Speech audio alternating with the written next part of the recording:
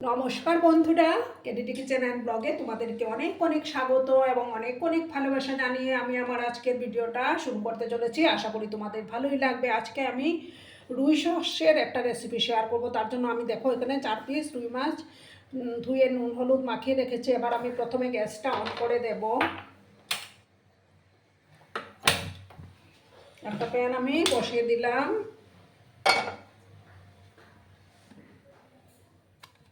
এবার আমি রান্নাটা কিন্তু আমি সর্ষের তেলেই করে নেব। তেলটাকে প্রথমে আমি ভালো করে গরম করে নেব। বন্ধুরা, তেলটা গরম হয়ে গেছে। এবার আমি একে একে মাছগুলো দিয়ে দেব।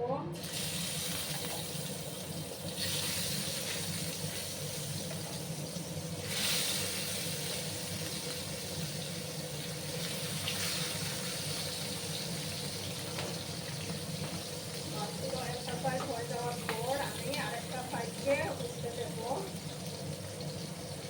আর দেখো বন্ধুরা, এদিকে আমি একটা মিক্সিং জার নিলাম।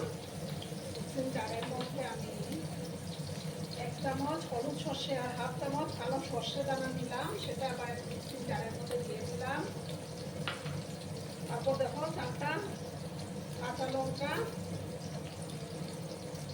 তারপর আমি 1/2 স্পুনের মতো পোস্ত দানা নিলাম।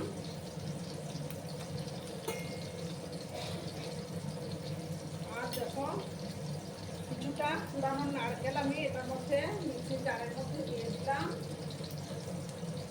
দিয়ে আমি এটার একটা মিহি পেস্ট আমি তৈরি করে নেব। আর এদিকে আমার মাছটা ভাজা হতে থাক বন্ধুরা।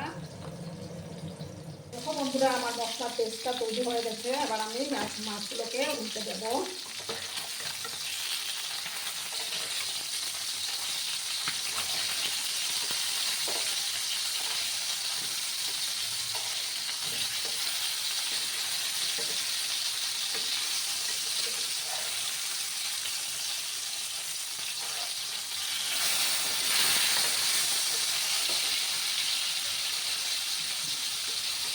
আর একটু সময় আমি মাছগুলোকে ভেজে নেব, তারপর মাছগুলো আমি তুলে নেব।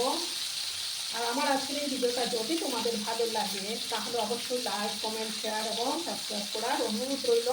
পুরনো নতুন সব বন্ধুদের জানাই অনেক অনেক ভালোবাসা। আর একটু সময় আমি ভাজবো, তারপর আমি মাছগুলো নামিয়ে নেব।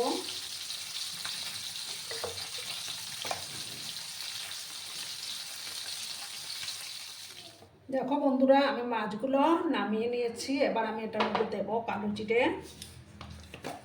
গ্যাসের আঁচটাকে কমিয়ে রেখেছি আমি। এই যে দেখো কালো জিরে দিয়ে দিলাম। এবার আমি এটার মধ্যে টমেটো পেস্টটা দিয়ে দিলাম। দিয়ে ভালো করে কিন্তু আমি এটাকে কষিয়ে নেব।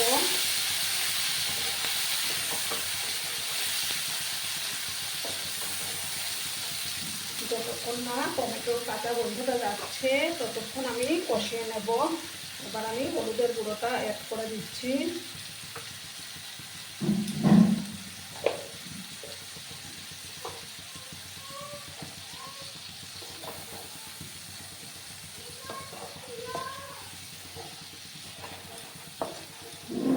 এবার আমি ভালো করে এটাকে কষিয়ে নেব।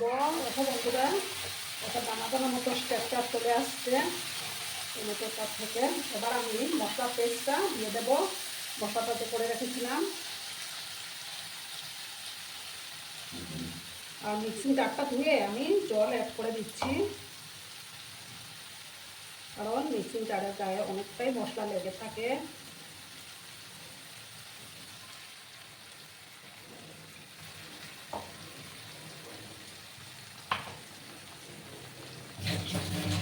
এবার আমি ভালো করে নাড়াচাড়া করে নেব।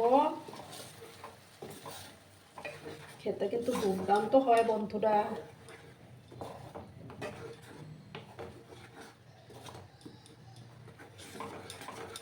গ্যাসের আঁচটা কমিয়ে আমি একটু সময় কষিয়ে নেব।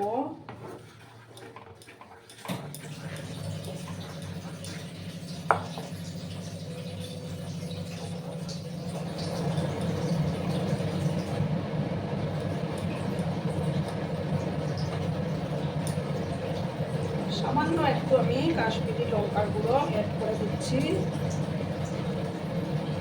একদম সামান্যই দিলাম, জাস্ট কালারটা সুন্দর আসবে।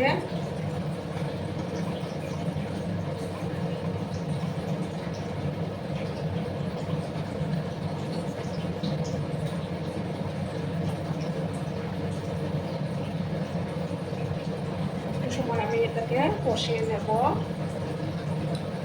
তারপর আমি জল দিয়ে দেবো। দেখো বন্ধুরা, এবার আমি দুটো চেরা কাঁচা লঙ্কা দিয়ে দিলাম। এবার আমি এটার মধ্যে গরম জল দেব।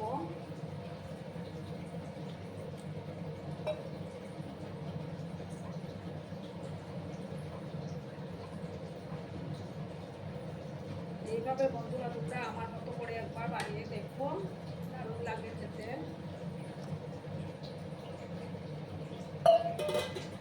বেশি ঝোল আমি এটার মধ্যে দেব না। এবার আমি পরিমাণ মতো লবণটা অ্যাড করে দিচ্ছি।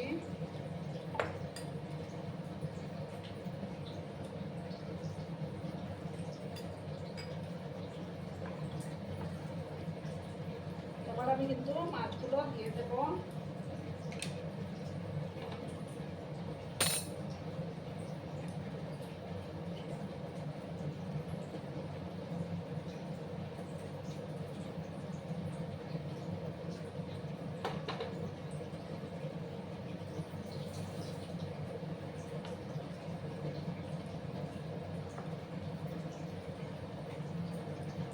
দু তিন মিনিট আমি একটু এটাকে ঢাকা চাপা দিয়ে ফুটিয়ে নেব, তাহলে তৈরি হয়ে যাবে।